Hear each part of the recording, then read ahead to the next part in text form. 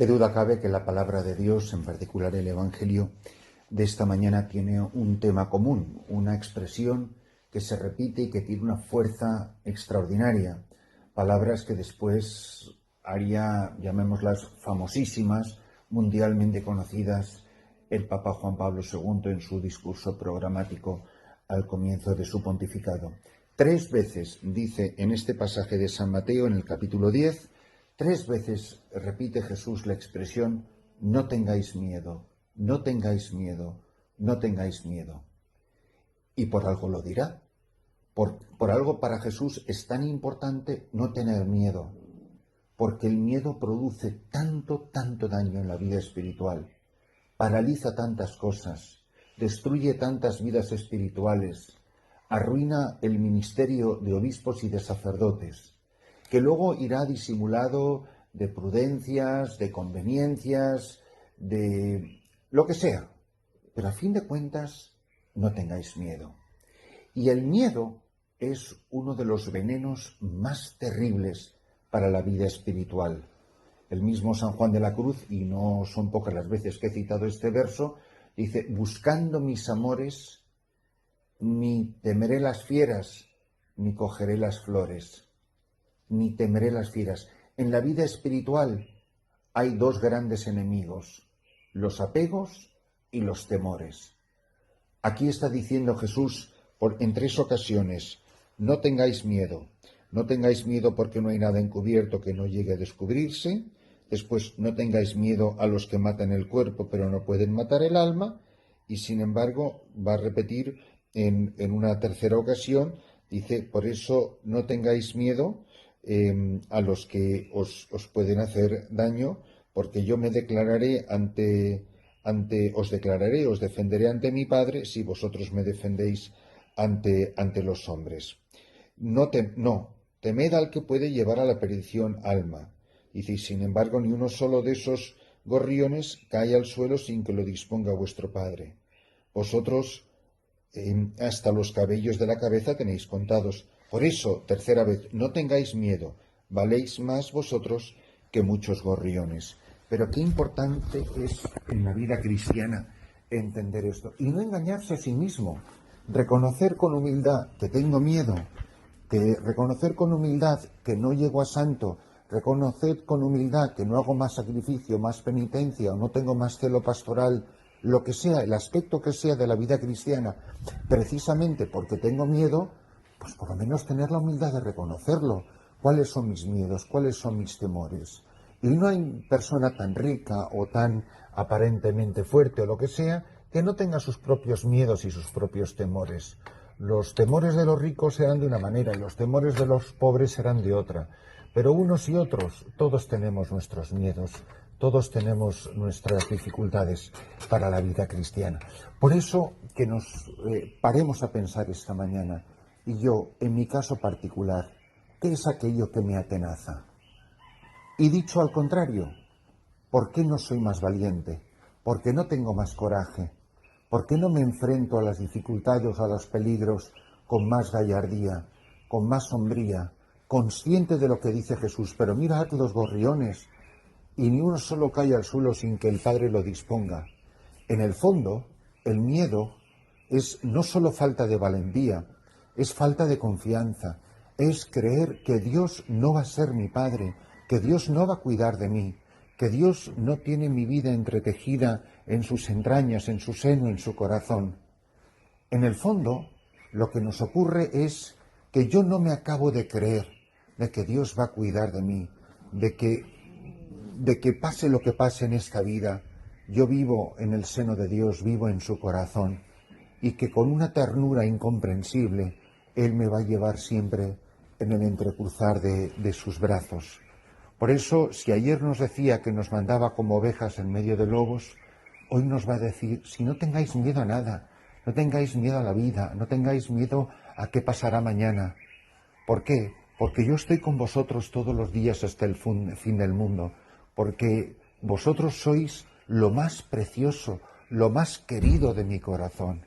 Y creerme de verdad que Dios me ama así, creerme de verdad que yo vivo en el seno del Padre, Creedme de verdad que todo el destino de la historia, de todos los acontecimientos del mundo, que están todos en las manos de Dios, y que pase lo que pase, nada podrá separarme de su amor, nada podrá separarme de su bondad. La palabra de Dios de esta mañana, además, es una expresión que no podemos dejar pasar por alto. La palabra de Dios no habla ni del Padre ni de mi Padre. La palabra de Dios habla esta mañana de vuestro Padre.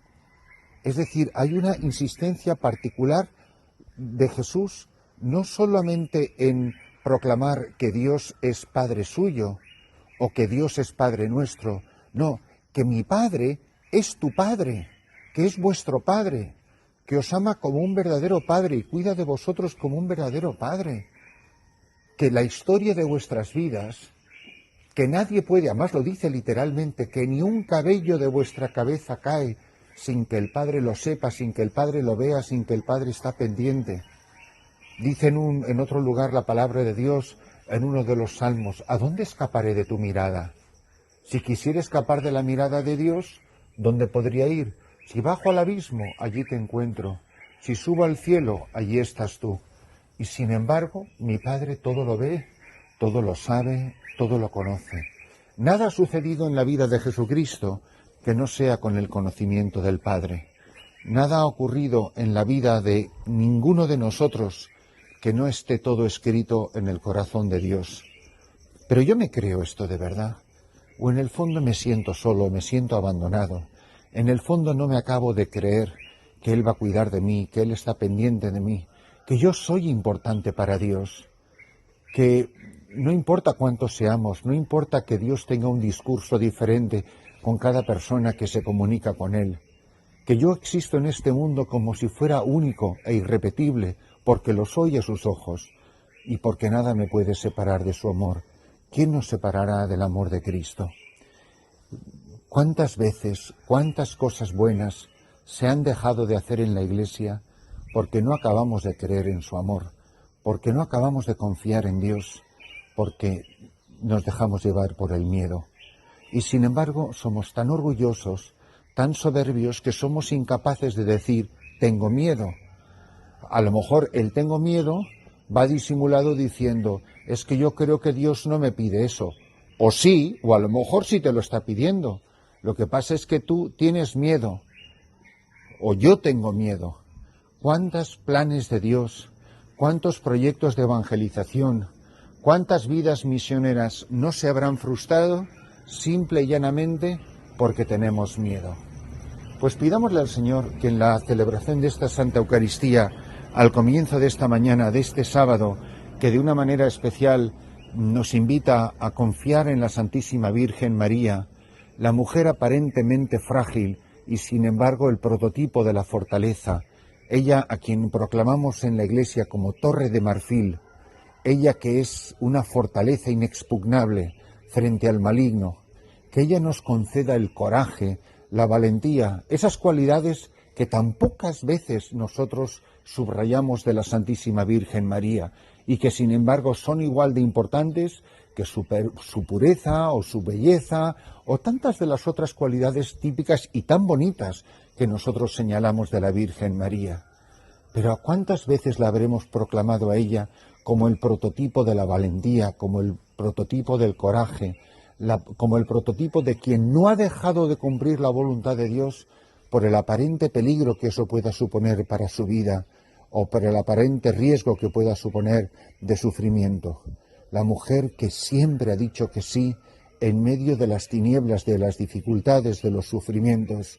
La mujer que ha caminado por los caminos de este mundo igual que nosotros, con una espada clavada en su corazón, y sin embargo nunca ha dado un paso atrás, nunca ha dudado, nunca ha vacilado, siempre ha creído, siempre ha confiado. Que el Señor nos conceda descubrir nuestros miedos, que el Señor nos conceda esta mañana escuchar por 3 veces a Jesús decirnos a nosotros, decir a su Iglesia, no tengas miedo, no tengas miedo, no tengas miedo.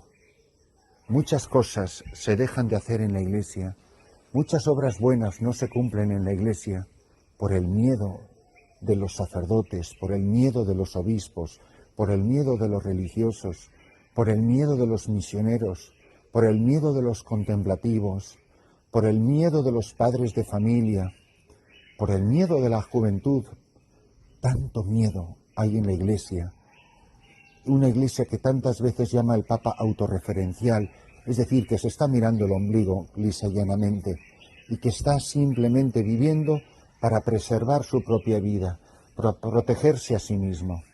Que el Señor nos conceda en la celebración de esta Santa Misa la gracia de creer que por la Eucaristía, por la fuerza de este sacramento y la proclamación de la palabra de Dios, el Señor nos está gritando a los cuatro vientos y a toda la Iglesia en el mundo entero: no tengas miedo.